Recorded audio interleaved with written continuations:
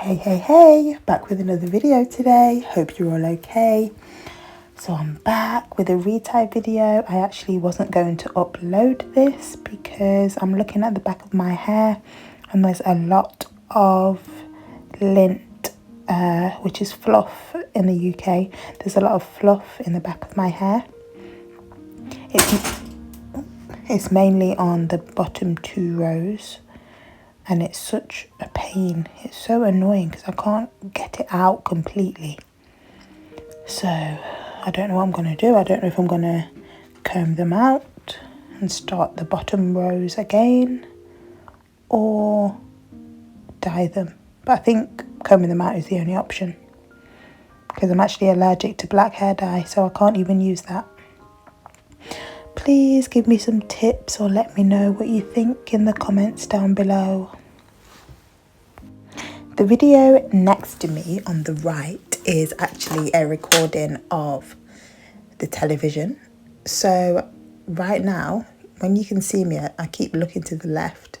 That's because I'm looking at the television beside me.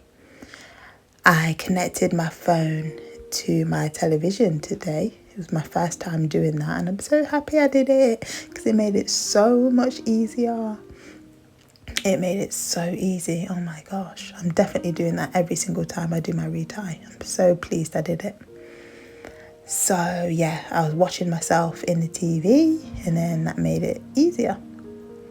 See, as you can see on the right hand side, I'm looking in the mirror to see if my part's straight.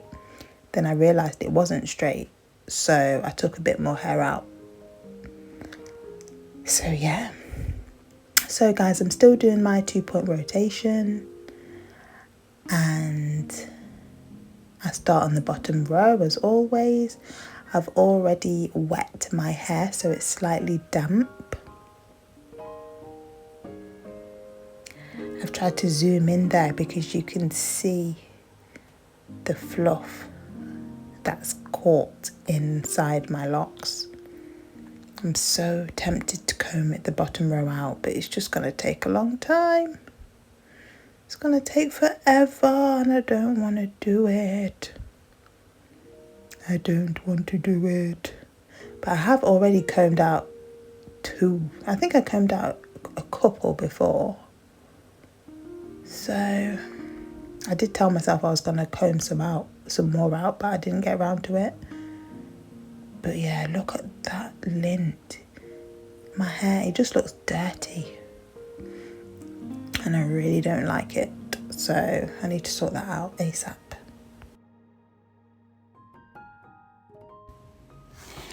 So I think you guys know the drill with this 2-point rotation. You'll have to ignore all the lint and the build-up in my locks because I still don't know what I'm going to do. But I just thought I'd have a chat and check in, see how you all are. Just see if you have any goals for 2024. If you have anything you're working on, if you have anything you're looking forward to this year. I'll tell you one thing I'm looking forward to, and that is seeing where my faith takes me. Because I told you I got baptized a couple of weeks ago. I'm so proud of myself. I'm so glad I've done it. I've been wanting to get baptized for a long time. But the only thing holding me back was talking in front of the whole church. Because I get anxious sometimes. And also, yeah, that was the main thing, to be honest. But yeah, I'm just so pleased that I've been baptized and I've repented from sin, I've turned away from sin, and by repenting, I mean I've actually changed my ways as well. Obviously, I'm human and I'm not perfect, but things that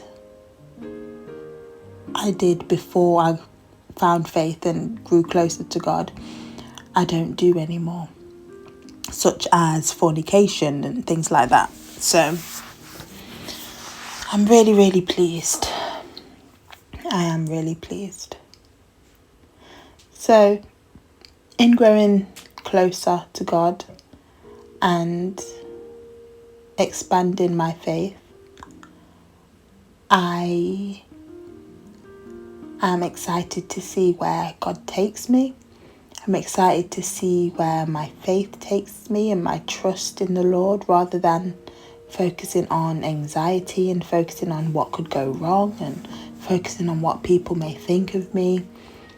I'm really trying hard to focus on Christ, focus on my identity in Christ, because throughout the whole of my 20s, I was focused on my identity in a relationship that I was in.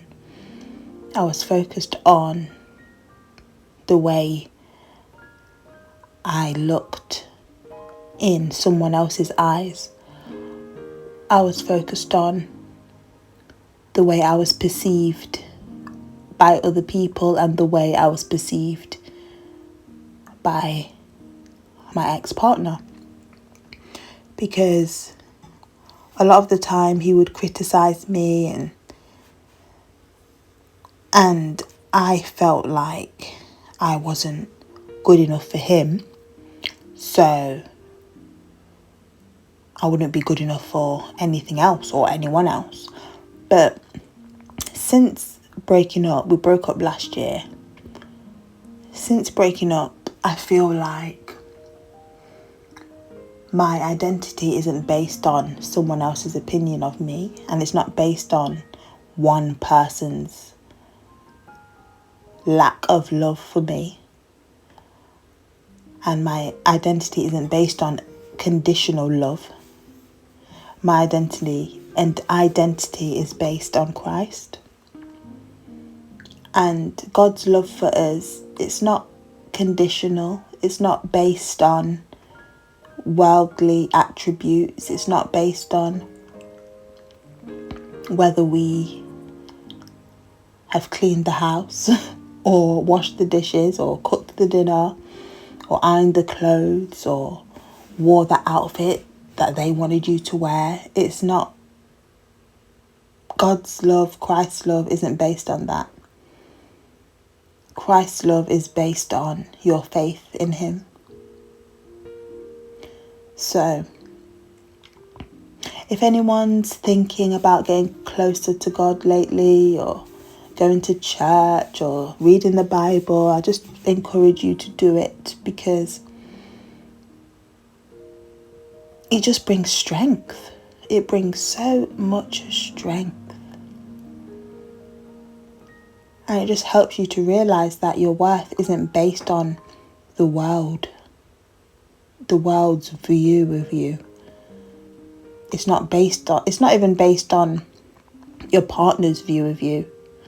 Obviously, you want your partner to love you and, be faithful. You want to be in a happy relationship with your partner or your husband or your wife, but your worth is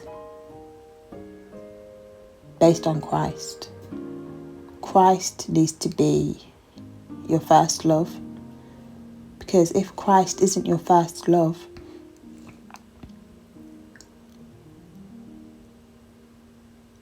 your relationship will be based on just each other.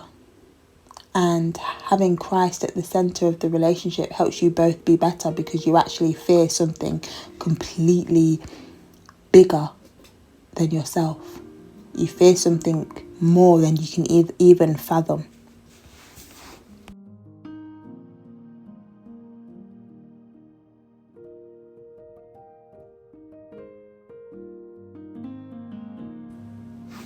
Right, so here I'm actually going to fix one of my locks because it felt really weak here. I think there was a hole in it, so I'm using my crochet tool to go into the lock and then make the lock uniform, strengthen the lock, and get those sparse hairs back into the middle of the lock, which will help to strengthen it. So I push the crochet hook into the lock, and then I grab the sparse hairs and put them back into the center, if that makes sense. So you can see I'm putting the crochet tool in and out, in and out.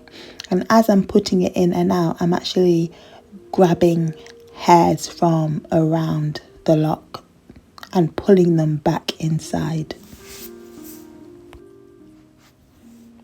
So you can see it looks a bit more uniform, but there's still a few hairs that are outside of the lock. So I'm just gonna carry on doing the same thing. See, looks a bit better now.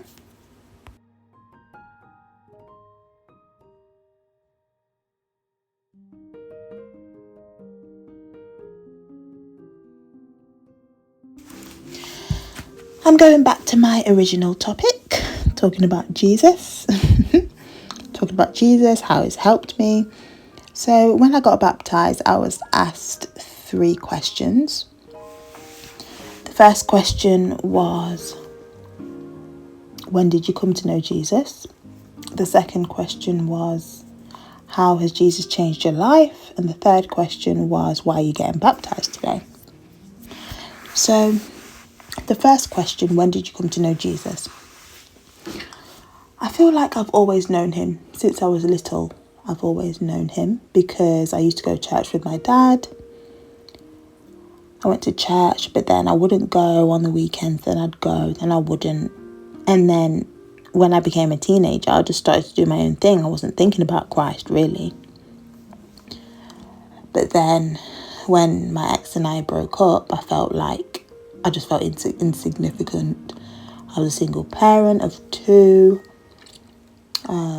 Once my ex said to me that I hadn't earned marriage from him, so that made me feel rubbish. I just felt like, why did I stay with him so long when I knew I wasn't his wife? And I knew he wasn't my husband. But I know I chose to stay because I loved him. I've always wanted it to just be me and him and the kids. Like, I've always just wanted us as a family unit. I just always wanted him. So I know that's why I stayed. But looking back, I feel like I just forced the situation. And obviously, if you're offering everything to a man on a plate without even needing marriage or without requiring marriage, then why wouldn't they take everything you're offering? So yeah, that is one of my mistakes. But yeah, through Christ, I just feel more at peace. I feel like I'm ready to be Chanel that I'm supposed to be. Now I'm 30, I am rediscovering myself because the whole of my 20s, like I said, the whole of my 20s, I based my identity on whether I was with my ex or not. That's all I based my 20s on. I also based it on my career and based it on, what I was doing in life. Yeah, my identity was based on how another person seen me through their eyes. And I was trying to change myself to be the way that they wanted me to be. I was trying to dress the way they wanted, dress the way they liked, do my hair the way they liked. It's crazy because I look back and I realise that I was just trying to be what they wanted. So now I'm in my 30s. It's like I'm really rediscovering myself. I'm discovering what I like to dress like. I'm discovering how I like my hair. I'm discovering who I am as a person because I've tried to be a certain person for nearly 10 years. And now I don't have to do that anymore. So it's like, right, Chanel, who are you? But yeah, that's what I'm excited about. I'm just excited about where this year is going.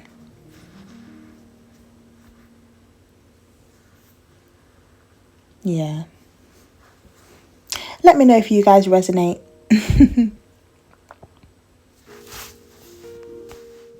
Yeah, let me know if you resonate. Let me know how you feel about what I just said. Let me know how you find yourself in dark times. Well, not dark times because I'm feeling good at the minute, but just in times where you know it's your time to shine. What do you do in those moments? Have a think and let me know in the comments below. Hopefully you're still listening. I'm on the road to 500 subscribers. Woo, woo, woo, woo, woo. Subscribe to my channel if you like watching. Comment, like the video, and share it if you resonate. Thanks for watching. Bye.